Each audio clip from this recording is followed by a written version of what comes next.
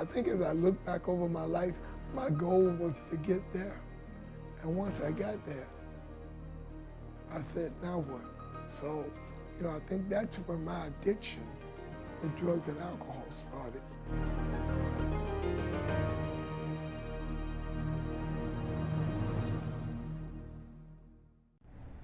Welcome to My Life. I'm Steve Bunin. John Lucas is one of the iconic figures in Houston sports. Drafted first overall by the Rockets in 1976, Lucas soon became a poster child for the NBA's massive cocaine problem in the 1980s. On the night that changed his life, Lucas scored 20 points against the Celtics. The next morning, he woke up from a cocaine-induced blackout in downtown Houston with no shoes, unable to find his car. After finding sobriety, Lucas found his true mission in life, a life that began on Tobacco Road in Durham, North Carolina.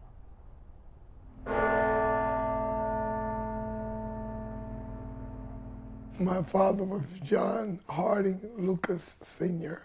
I'm a junior, and my mother was Blondola Ogechi Powell Lucas. I have a sister, Cheryl Lucas, who's 6 years older, and we grew up originally born in Oxford, North Carolina for me, then moved to Durham, but I claim Durham as my home.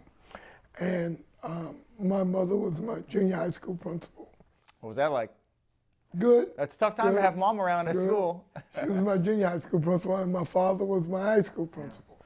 So I had a parent at school year round.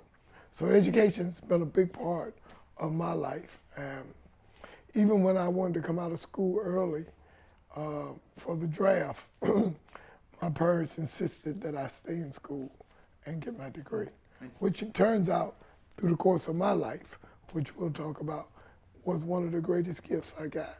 Going through integration at that time, what do you remember about that as a 15, 16-year-old living that in North Carolina? Well, at our school, it was integration in reverse. It was 90% black, 10% white. And I never forget my father saying that the student board and all the student council would be 50-50. And the black community was really upset with that.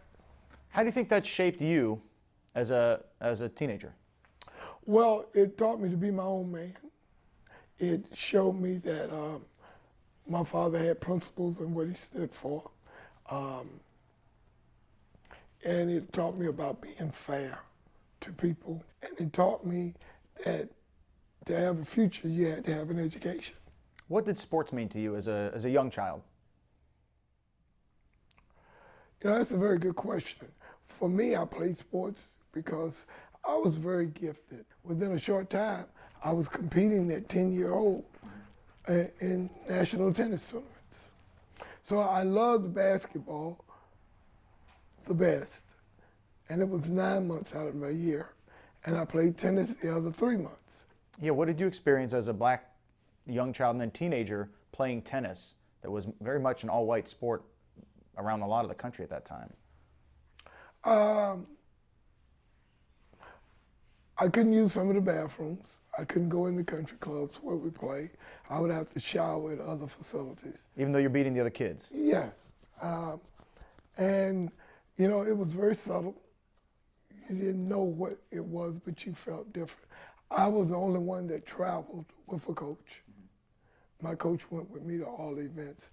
And it was real important for me in sense of community because the church raised funds for me to travel, and people would donate for me to travel. So I felt like I had a big community I was representing to do well. I wanted to go to a bigger world, and I wanted to be great.